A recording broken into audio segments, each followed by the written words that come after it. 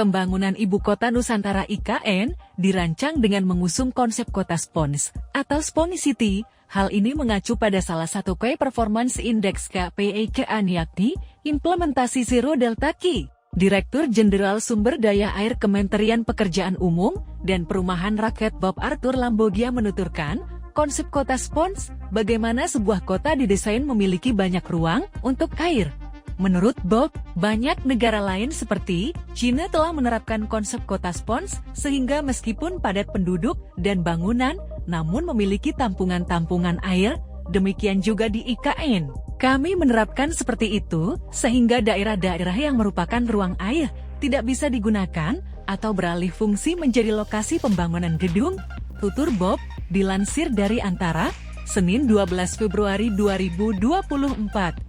Dengan begitu, jika ada gedung yang akan terkena pembangunan embung untuk tampungan dan ruang gerak air, gedung tersebut yang harus mengalah, Bob mengatakan, dalam mengantisipasi banjir, juga perlu dilakukan upaya-upaya pencegahan, termasuk dua upaya, struktural dan non-struktural. Upaya struktural adalah menata perilaku air, sedangkan upaya non-struktural yakni menata dan memperbaiki perilaku manusia. Dia pun memberikan contoh IKN yang mengimplementasikan konsep Zero Delta Key di mana sistem pengaliran air limbah demi meningkatkan kualitas air terpisah dengan drainase limpasan air hujan. Kemudian air-air yang ada dari daerah hulu ditampung lewat embung dan kolam retensi.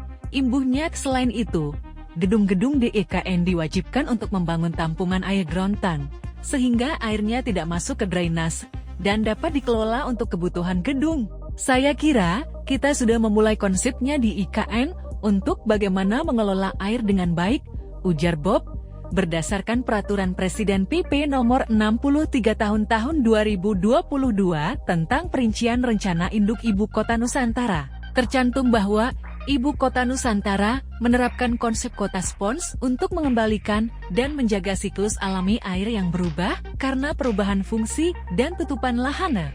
Penerapan konsep ini akan memberikan manfaat pemanenan air untuk tambahan ketersediaan air dan pengurangan bahaya banjir, manfaat pemurnian air dan pelestarian ekologi, efisiensi sistem sumber daya, serta manfaat ekonomi, sosial, dan kultural bagi masyarakat. Untuk mewujudkan konsep kota spons dan prinsip-prinsip sebagaimana disebutkan di atas, perlu diwujudkan dalam suatu perencanaan dan pengendalian pembangunan.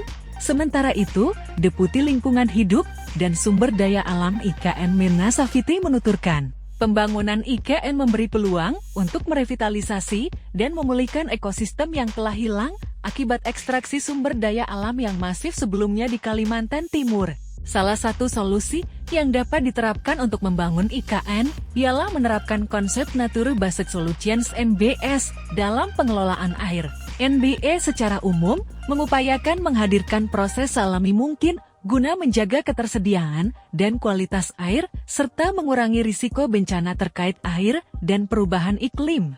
Memanfaatkan kekuatan alam dan menerapkan NBS juga berpotensi bagi masyarakat sekitar dari menciptakan peluang kerja hingga mendorong pertumbuhan ekonomi yang berkelanjutan dan inklusif, sehingga model pengelolaan air berbasis alam sangat penting. Untuk itu, IKN bekerja sama pemerintah Belanda melalui Asian Development Bank ADB dan dilaksanakan oleh Rambol, Deltares, dan Pusat Studi Urban Design PSUD. Melakukan studi untuk mengidentifikasi kegiatan yang dibutuhkan dalam melaksanakan NBS, guna menjadikan IKN sebagai kota yang resilin. Deputi Perencanaan dan Pertanahan IKN Mia Amalia menambahkan, untuk mengimplementasikan konsep kota spons perlu keterkaitan seluruh ruang biru seperti embung dan riparian. Badan air harus dijaga tetap sehat dan berfungsi baik, karena dapat berpengaruh juga pada hidupan liar.